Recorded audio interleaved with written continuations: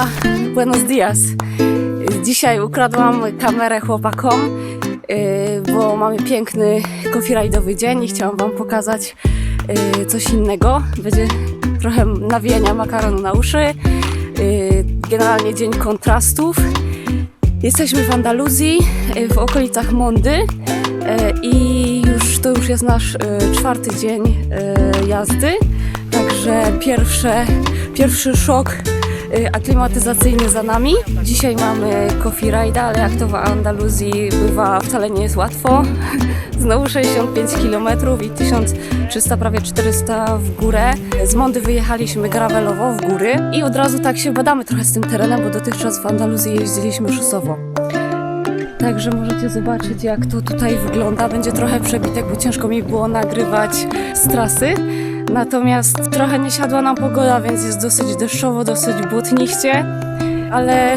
Ale na tym cała rzecz polega na dzisiejszej trasce, bo pierwsza część jest gravelowa, czyli tacy totalnie ubłoceni, zmęczeni.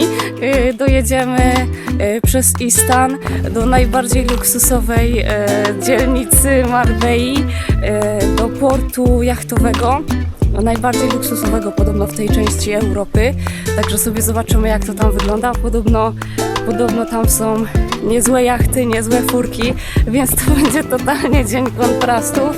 Mam nadzieję, że nikt nas stamtąd nie przegoni. No a potem już sobie przejedziemy przez całą Marbeję, wzdłuż wybrzeża, trochę się pokręcimy. No i powrót będzie przez Ochen, też przez jakiś punkcik widokowy już do Mondy.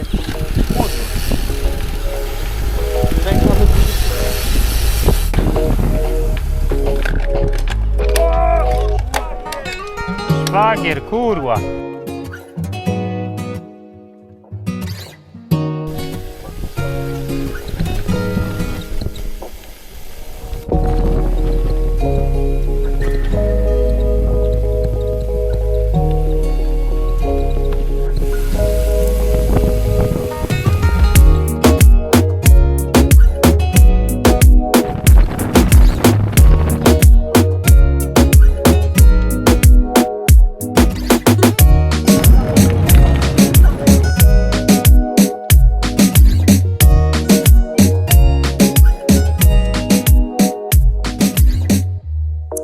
No i skończył się nasz gravelowy odcinek trasy. Dojechaliśmy do Istan, do punktu widokowego, z którego widać tutaj największy zbiornik wody pitnej w okolicy, który zaopatruje w wodę tak naprawdę dużą część Costa del Sol. No i teraz nas czeka piękny zjazd widokowy prosto do luksusowej dzielnicy Marbei. No i nie pokażę wam tej mariny, bo jest taka historia, że pocałowaliśmy klamkę.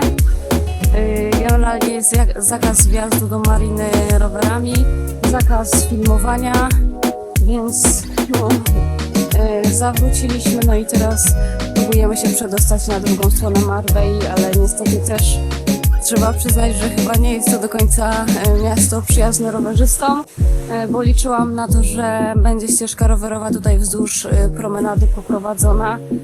Natomiast wszędzie jest zakaz poruszania się na rowerze, więc zaraz z ekipą zadecydujemy, czy prowadzimy rowery, czy wracamy na drogę, czy jedziemy na przypale.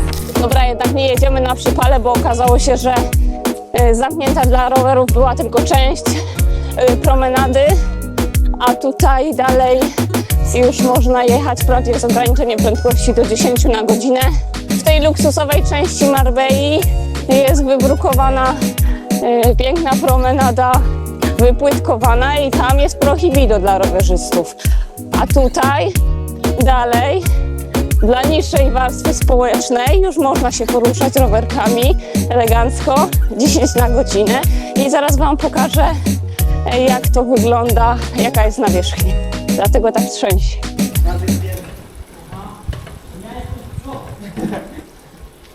Wiadomo, że jak była, szła szarża w średniowieczu, to ci pierwsi mieli przerąbane. Takie dynamizowe, no. Mogę spróbować? Zapraszam. Dobra kawka.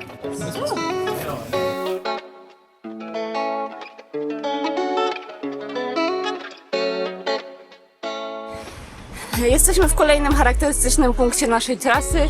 Za mną białe miasteczko Ohen. Dosyć takie charakterystyczne miejsce tutaj pomiędzy Marbellą a Mondą. Niestety za nami taki dosyć ruchliwy fragment głównej drogi. Nie ma tutaj za wiele alternatyw w tym kierunku. Wjechaliśmy już do Ohen i tutaj liczymy teraz na to, że dalsza część będzie mniej ruchliwa. Natomiast chłopaki już na mnie czekają. Nie mam za dużo czasu, żeby coś poopowiadać, bo straszy nas deszczem, nawierzchnia jest mokra, ewidentnie widać, że tutaj padało, a jedziemy dalej w góry na nasz spocik, więc wyżej może już być tylko gorzej, chociaż liczę na to, że suchą stopą domkniemy tę dzisiejszą pętlę.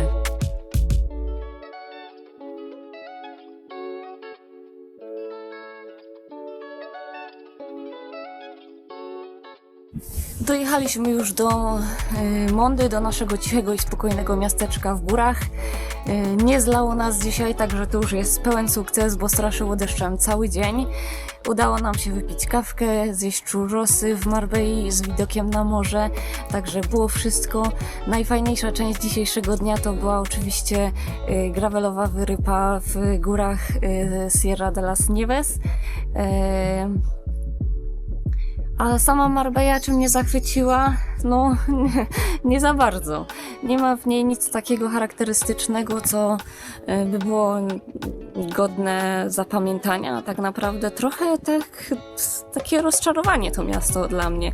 Więcej, tak z punktu widzenia rowerzysty, więcej zakazów, ograniczeń, mało takiej infrastruktury, która by nam ułatwiała życie i poruszanie się między samochodami w samym mieście, natomiast okolica jest na pewno godna polecenia. Góry Sierra de las Nieves, naprawdę spoko, żeby się pokręcić i na gravelu, i na MTB, natomiast w okolicy też jest sporo takich tras dla szosowców, więc fajnie, że tyle ode mnie dzisiaj.